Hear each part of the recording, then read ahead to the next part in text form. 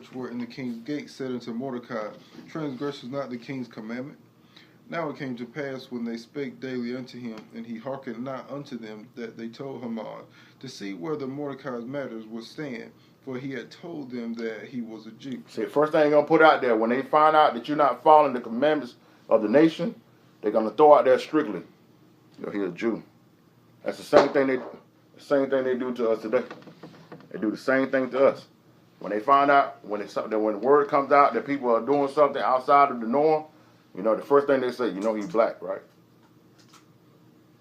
So it's cool for other people to do what they want to do, but when we stand upon our principles and our foundation and our way of going, that's when it's a problem. So he made it known, yo, he a Jew. Verse 5.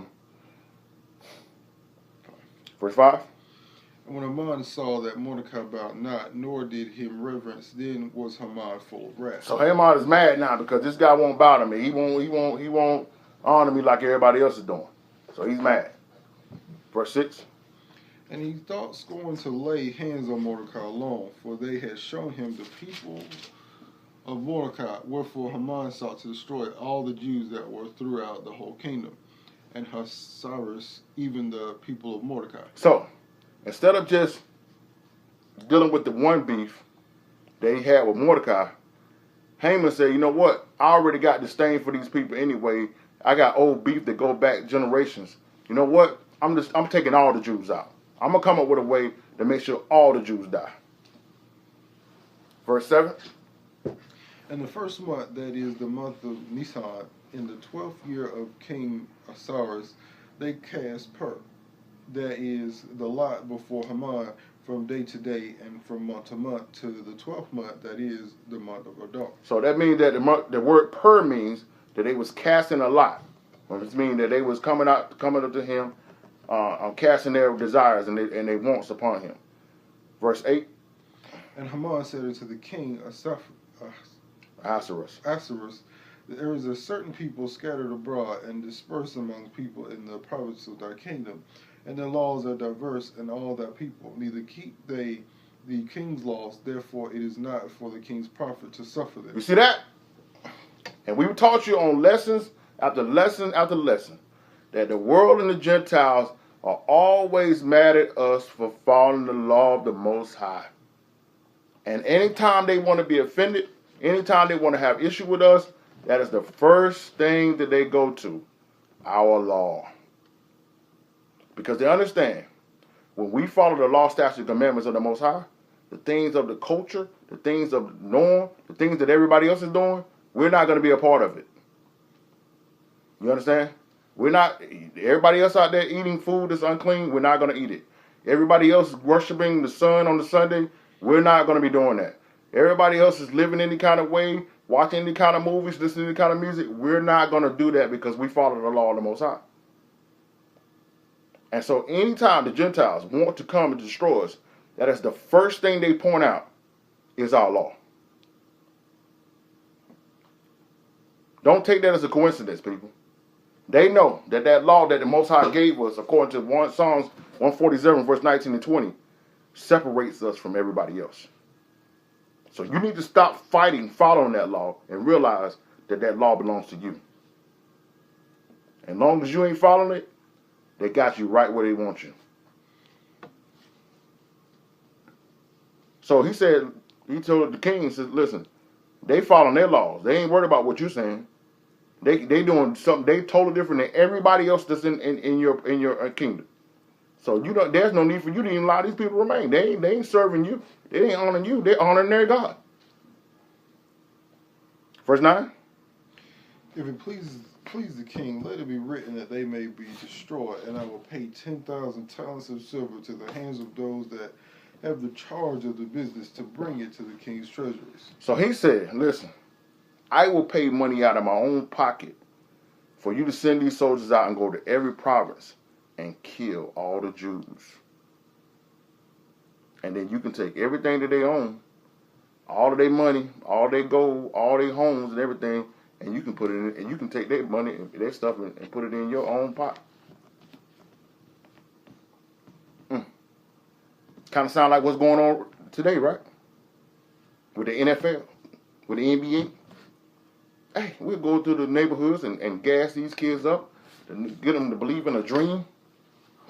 And we'll take all their best athletes and everything, and send them to our colleges, and have them focusing their whole life on making us money. Right? That's what's going on right now. Verse 10. The king took his ring from his hand and gave it to Haman, the son of Hammedatha, the Agagite, the Jews' enemy. Mm-hmm. The king said unto Haman, the silver is given to thee, the people also, to do with them as seems good to thee. Then were the king's scribes called on the 13th day of the first month, and there was written according to all that Haman had commanded unto the king, lieutenants, and to the governors that were over every province, and to the rulers of every people of every province according to the writing thereof, and to every people after their language. In the name of the king Osiris was it written, and sealed with the king's ring. That's it. That's it.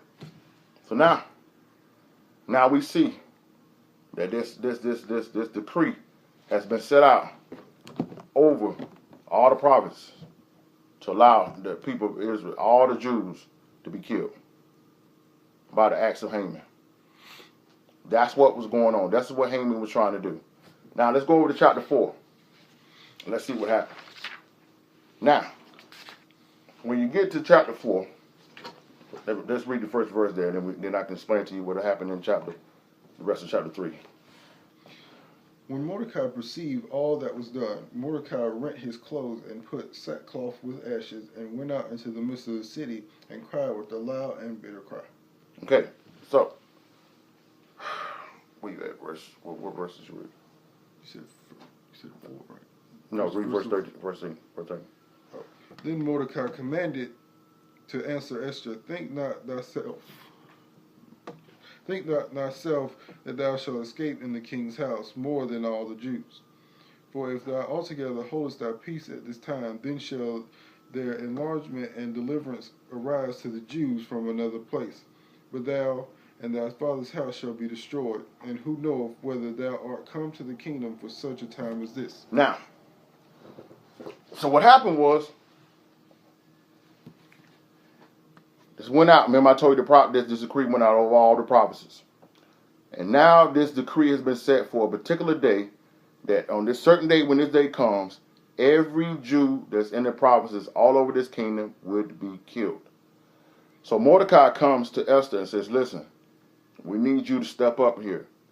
You've been sitting here in this castle for all this time. Nobody knows you're a Jew. There's something we got to do, because if we don't get this done, we're all going to die. But see, there was a law that said that when the king is sitting on his throne, no one can walk into that place unless the king has summoned them. I don't care who you is. If you walk into that palace and the king has not summoned you, you were killed automatically. Okay? So Mordecai said, listen, you got to go before the king, and you got to let it be known that Haman has tricked him, and we're all going to be destroyed. So read verse 13 for him again. Then Mordecai commanded to answer Esther, Think not thyself that thou shalt escape in the king's house more than all the Jews. So he told her straight out, listen, just because you're in the palace, don't think that you're not going to die just like everybody else.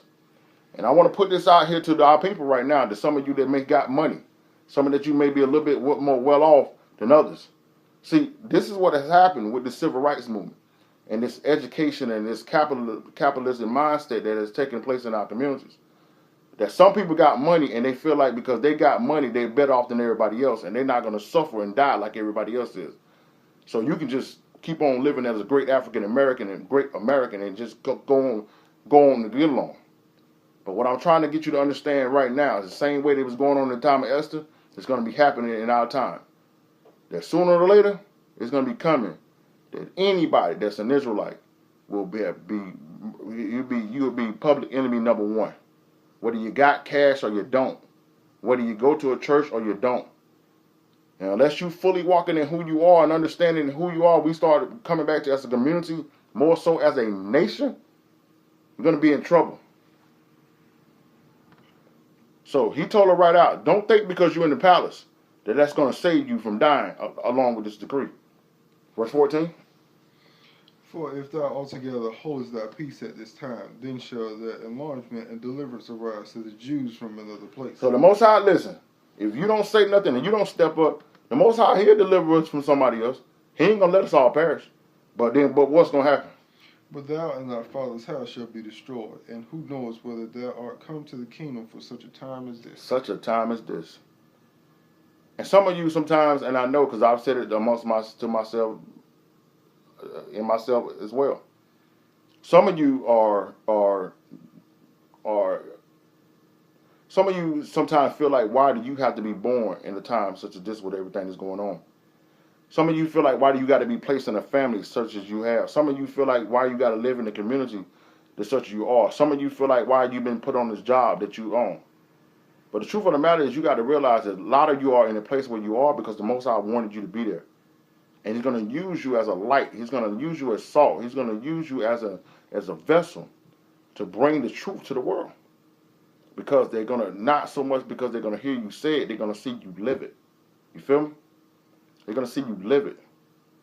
And some of you is going to have to be uncomfortable. Some of you are going to have to be in situations that's going to be stressful and overwhelming.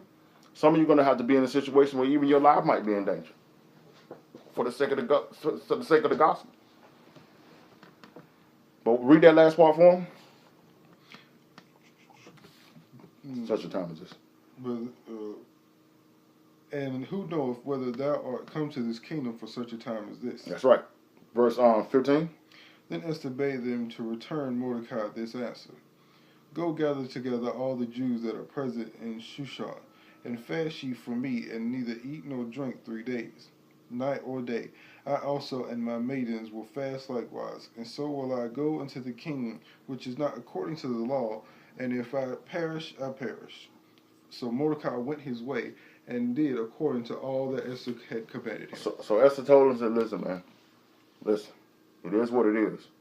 We're going to fast for 3 days. I want you to go out and tell all the Jews, all the prophets, everybody fast for 3 days. Seek the Most High. Pray for me. 3 days, I'm going to go before the king. If I die, it is what it is. But I'm not going to stand back and allow my people to suffer. I'm not going to stand back and allow my people to die. I'm not going to sit back and allow my people to continue to be oppressed and destroyed because I don't feel like I should go and do it necessary. And this is what we really want you guys to take from this Feast of Purim. And I'm especially speaking to my ladies, because you have to understand, you are more than your beauty. You are more than your body. There's so much more to you than that.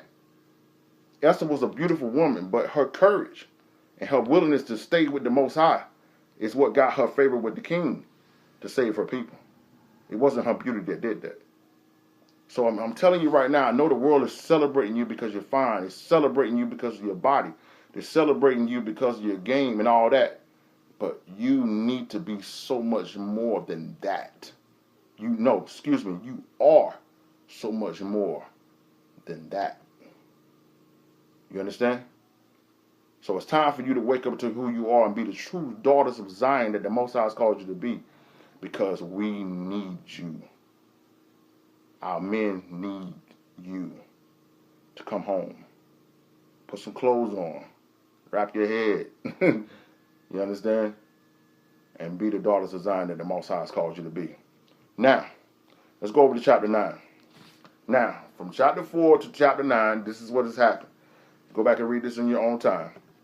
But Esther goes in, gains favor with the king. She asks the king says, listen, you can have whatever you want in my kingdom, up to half the kingdom. I'm willing to give you everything you want. So she says, listen, this is what I want you to do. I want you to come in. I'm going to do a banquet and a dinner. And I want you to come in, and I want you to invite Haman, the guy that was out to destroy us. I want you to invite him. So they had this elaborate banquet set up for the king, for Esther, and for Haman. Now, in the process of that time, between the banquet, the night before, the king could not sleep. So the king told some of his servants to bring in the chronicles. He goes and look in the chronicles and see and then read about how Mordecai spared his life. And how he put, let it be known, warned him that people were going to try to kill him. Then he asked the servants, he said, yo, did I ever reward Mordecai? And he said, no. So he said, listen, we got to go find Mordecai, and we're gonna make sure we reward him. Now, meanwhile, Haman is at his crib talking to his wife and his friends, coming up with a plot of how he's going to kill Mordecai, and how they're about to put this thing in order about going through all the provinces and kill all the Jews. So he comes to the palace that next morning, ready to get the green light from the king, and the king is saying, "Yo, who's out there? Somebody to go fetch Mordecai." The servants say, "Haman just arrived to the palace."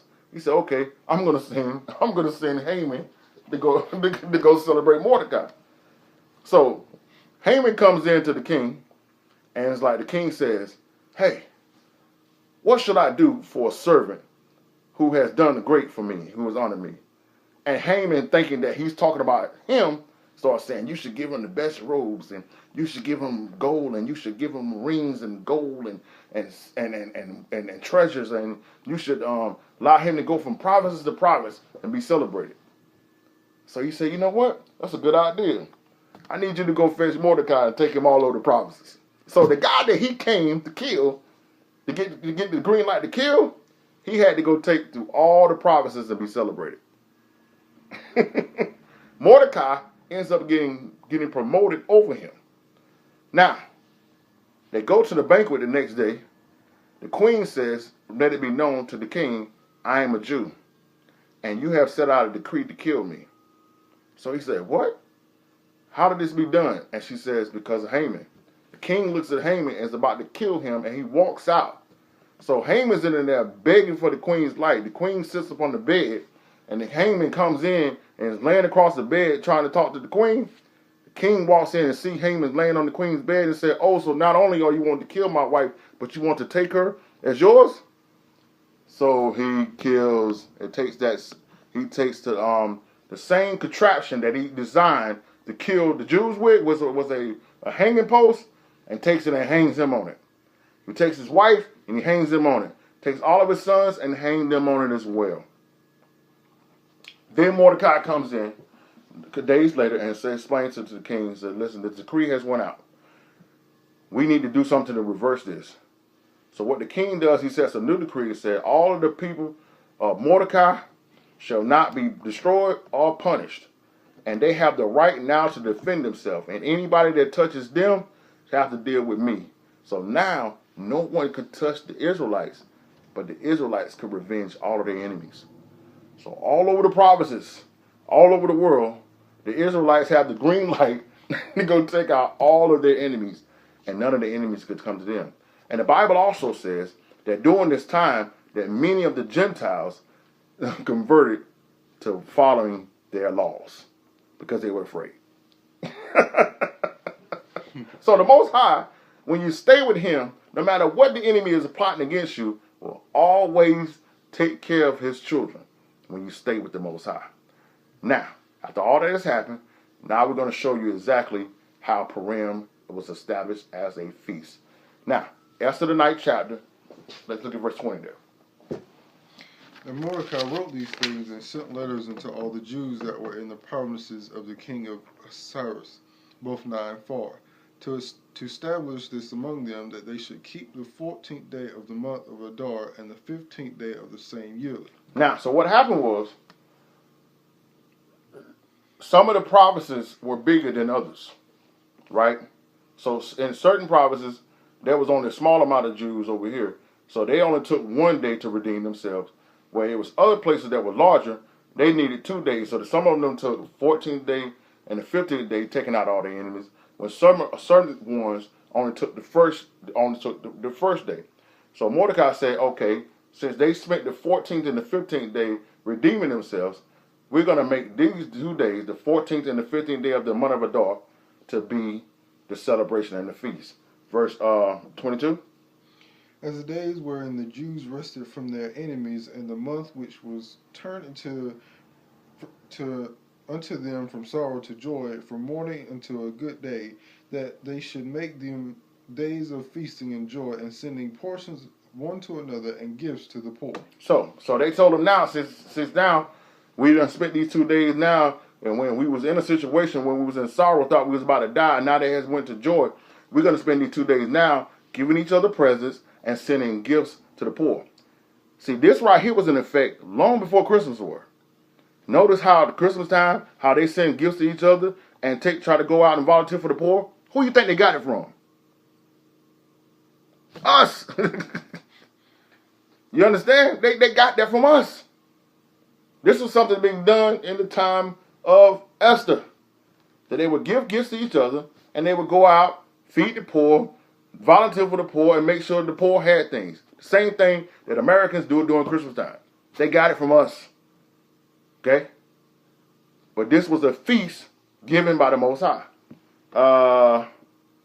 Verse 23. And the Jews undertook to do as they began, and Mordecai had written unto them.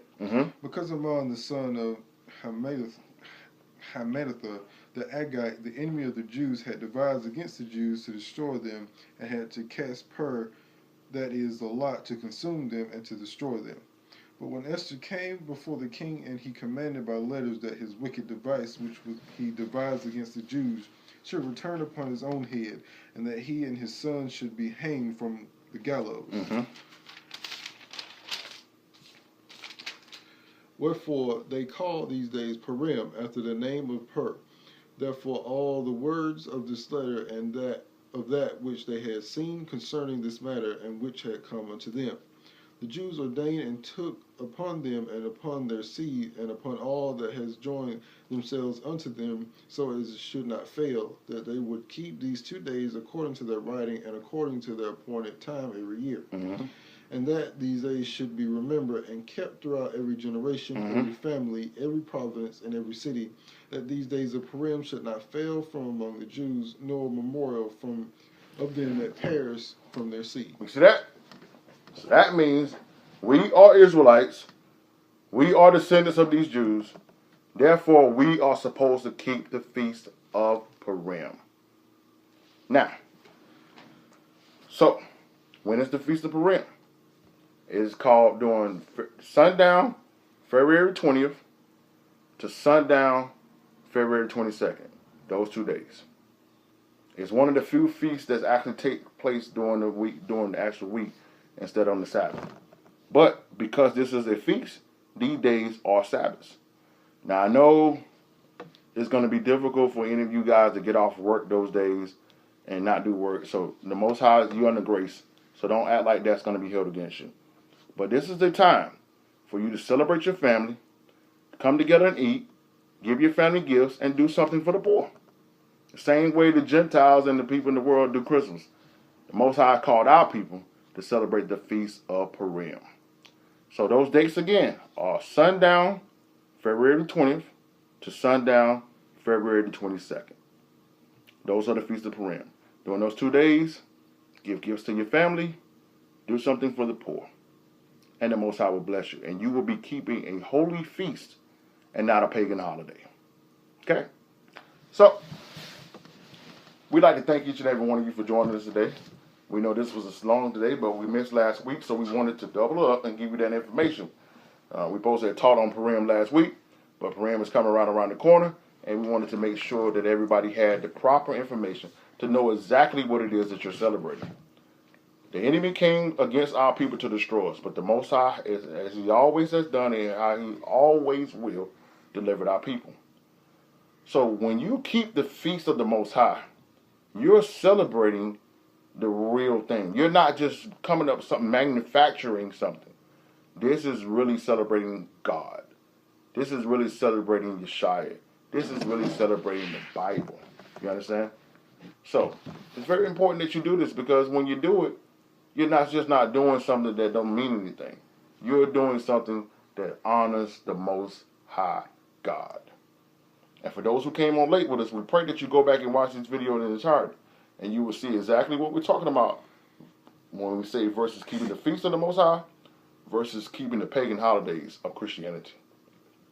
So, we thank each and every one of you for taking time out of your busy schedule to be with us. We want to let you know that we love you.